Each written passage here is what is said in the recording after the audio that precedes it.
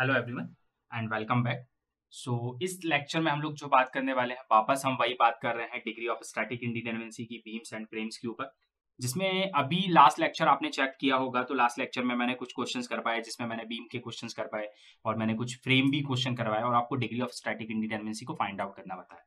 Plus मैंने ये भी बताया कि अगर कोई बीम है और वो तीन कंडीशन को सेटिस्फाई कर रहा है, अगर वो बीम है और हॉरिजॉन्टल लोड भी उस पर नहीं है और सपोर्ट भी जो सेम लेवल पे है, तो क्या डिफरेंस होगा, और अगर नहीं कर रहा है तो क्या डिफरेंस होगा। अब यहाँ पे वापस से मैं एक और फ्रेम ले रहा हूँ। यहाँ पे मैंने फ्रेम की क्वेश्चन की बात कर रहा हूँ और आपसे यहाँ पे भी पूछा है find the degree of static indeterminacy, मतलब आपको यहाँ पे भी डीएस निकाल के बताना है। डीएस इज क्वेश्चन मार्क, कितना डीएस होगा इसका। तो डीएस निकालने के लिए सबसे पहले मैं क्या करूंगा, तो मैंने आपको पहले भी बताया कि बीम हो या फ्रेम हो, डीएस इक्वल होता है डीएसई प्लस डीएसआई के बराबर, राइट। ट्रस भी होता है तो बेसिक फॉर्मूला तो स्टार्ट यहीं से होता है, चाहे वो ट्रस की बात हो रही हो चाहे बीम फ्रेम की बात हो रही हो, बेसिक फॉर्मूला तो यहीं से स्टार्ट होता है कि जो स्टैटिक इंडिटरमिनेसी होती है वो डीएसई प्लस डीएसआई के बराबर होती है। अब अगर मैं बोलूं आपसे कि इसमें से डीएसई मुझे निकाल के बताइए, तो डीएसई के लिए मैंने बताया था आर ई माइनस इक्विलिब्रियम की कंडीशन होती है। आर ई मतलब क्या था, एक्सटर्नल रिएक्शंस।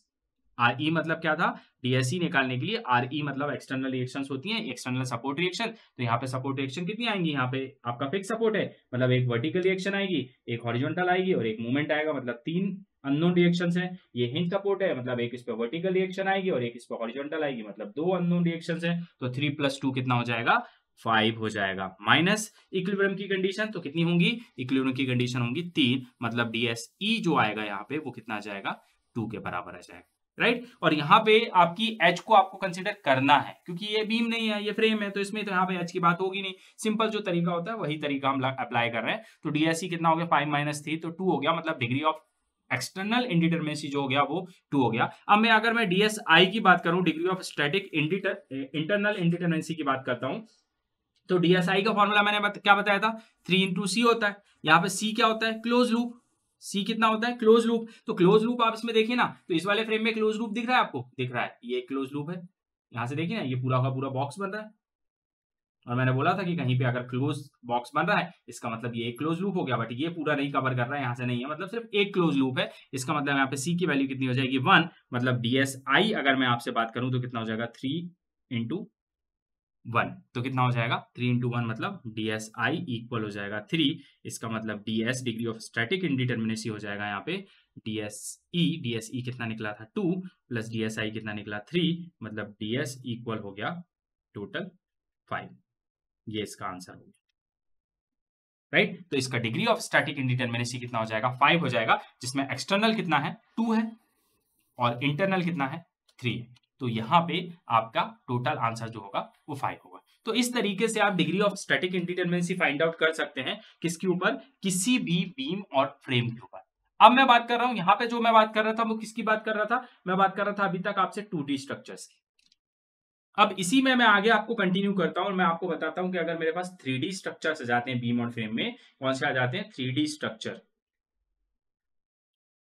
बीम और फ्रेम के ऊपर, तो फिर हम कैसे अप्लाई करते हैं। तो इसके लिए हम लोग एक एग्जांपल ले लेते हैं डायरेक्टली। और क्या एग्जांपल है, मान लीजिए कि आपके पास यहाँ पे एक बीम है, फ्रेम है, सॉरी।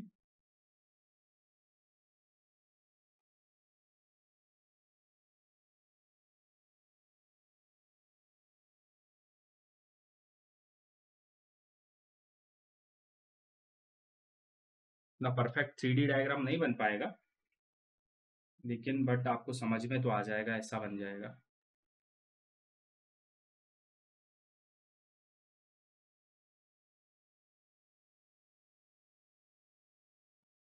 ये देखिए, ये एक 3D स्ट्रक्चर मैंने बनाया, 3D फ्रेम, राइट। ये 3D फ्रेम है, उतना परफेक्ट नहीं बना है 3D, बट 3D फ्रेम है, ये आपको समझ में आ रहा होगा। तो इस 3D फ्रेम में अगर मैं बात करूं, मेरे को कितना दिया है, ये 3D फ्रेम दिया है और मुझसे क्या बोल रहा है कि फाइंड आउट क्या, डीएस क्वेश्चन मार्क, मतलब डिग्री ऑफ स्टैटिक इंडिटरमिनेसी बतानी है। कौन सा स्ट्रक्चर है ये, 3D स्ट्रक्चर और बीम और फ्रेम का पार्ट। तो जब मैं डिग्री ऑफ स्टैटिक इंडिटरमिनेसी की बात करता हूं, तो मैंने बोला डीएस का फॉर्मूला तो वही होगा, डीएसई प्लस डीएसआई। क्या होगा, DSE plus DSi, degree of static indeterminacy तो यही होती है, चाहे ट्रस की बात करूं, चाहे बीम की बात करूं, चाहे फ्रेम की बात करूं, 3D में भी यही होगी। सिर्फ यहाँ पे जो मैं डीएसई जब निकालूंगा, क्या निकालूंगा, डीएसई, तो डीएसई का फॉर्मूला क्या होता है? आर ई माइनस इक्विलिब्रियम की condition, R E minus equilibrium की कंडीशन किसका फॉर्मूला होता है? डीएसई का फॉर्मूला होता है। तो डीएसई निकालते समय जब स्ट्रक्चर की बात हो रही है और कौन सा स्ट्रक्चर हो, 3D स्ट्रक्चर हो, तो 3D स्ट्रक्चर में क्या होता है, मैं आपको नंबर ऑफ टाइम्स बता चुका हूं, आपने मेरे पुराने लेक्चर्स भी देखे होंगे, इससे पहले के लेक्चर्स भी देखे होंगे, तो मैंने आपको नंबर ऑफ टाइम्स एक ही बात बोली है कि जब हम 2D स्ट्रक्चर की बात करते हैं तो हम एक्स डायरेक्शन की बात करते हैं और वाई डायरेक्शन की बात करते हैं, क्योंकि हमारा स्ट्रक्चर एक्स डायरेक्शन में मूव होता है या वाई डायरेक्शन में मूव होता है। हम सिर्फ 2D में 2 ही डायरेक्शन की बात करते हैं, लेकिन जैसे 3D स्ट्रक्चर आ जाता है तो हम जेड डायरेक्शन की भी बात करते हैं। इसका मतलब कितने एक्सेस के अलोंग बात हो रही है यहाँ पे? 3 एक्सेस के अलोंग। किसमें? 3D structure. इसका मतलब ये हुआ कि जब हमारा 2D स्ट्रक्चर था, जैसे ये 2D स्ट्रक्चर था, तो यहां पे हम एक वर्टिकल रिएक्शन की बात कर रहे थे मतलब वाई डायरेक्शन में, हॉरिजॉन्टल रिएक्शन की बात कर रहे थे मतलब एक्स डायरेक्शन में, और मूवमेंट की जो बात कर रहे थे, हमारा जो मूवमेंट था वो हम जेड डायरेक्शन में मूवमेंट की बात कर रहे हैं, हम जेड की बात कर रहे हैं।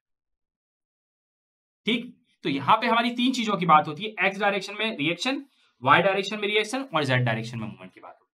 बट जब मैं 3D स्ट्रक्चर की बात करता हूं तो 3D स्ट्रक्चर में क्या होता है? 3D स्ट्रक्चर में आपकी जो बात होती है वो किसकी बात होती है? सबसे पहले आपकी एक्स डायरेक्शन में रिएक्शन या फोर्स एफ एक्स की बात होती है, एफ वाई की बात होती है, एफ जेड की बात होती है, जेड डायरेक्शन में भी रिएक्शन की बात होती है, और इसी तरीके से तीनों डायरेक्शन में मूवमेंट्स की भी बात, तीनों डायरेक्शन में मूवमेंट्स की भी बात होती है। इसका मतलब 3D स्ट्रक्चर में यहाँ पे 2D स्ट्रक्चर में कितने नंबर ऑफ अननोन रिएक्शन थी?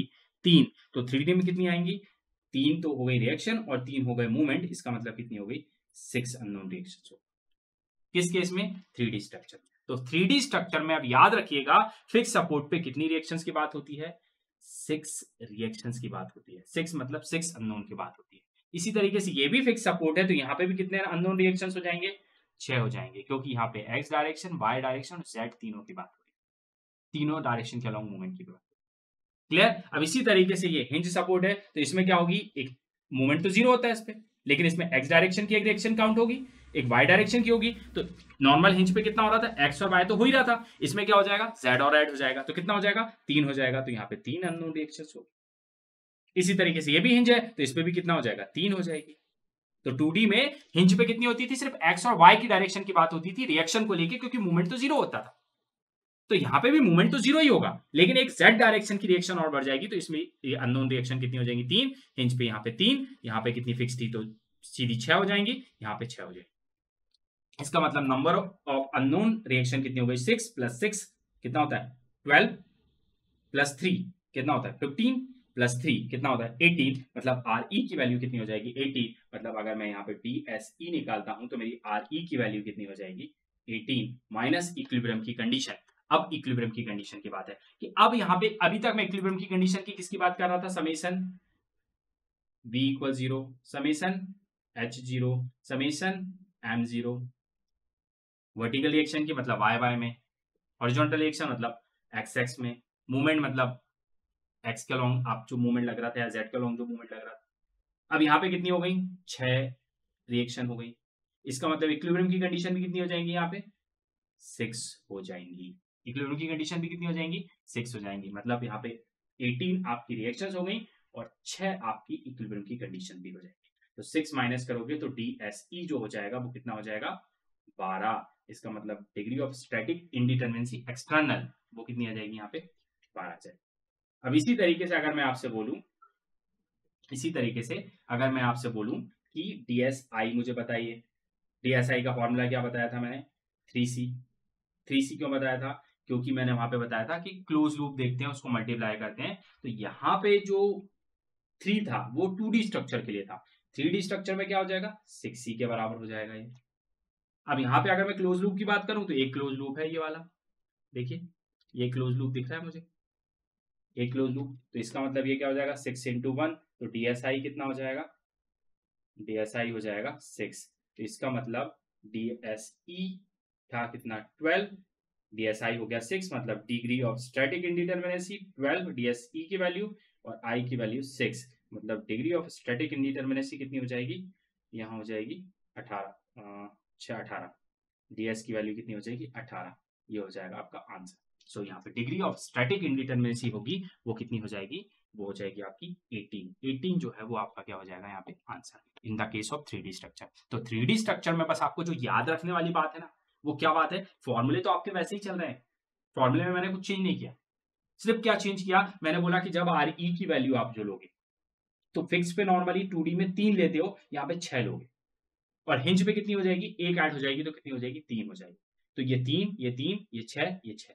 और इसके अलावा आपको मैंने क्या बोला कि मैंने बोला कि जब डीएसआई का फॉर्मूला लगाते हो और इक्विलिब्रियम की कंडीशन लेते हो, उसके बारे में भी इक्विलिब्रियम की कंडीशंस यहाँ पे हम लोग कितनी लेते थे, यहाँ पे हम लेते थे 3 2D स्ट्रक्चर में, लेकिन यहाँ पे हम कितनी लेंगे, अब 6 लेंगे, क्योंकि अब जेड डायरेक्शन और हो जाएगी, तो उसके वजह से तीनों कंडीशन और प्लस 3 कंडीशन।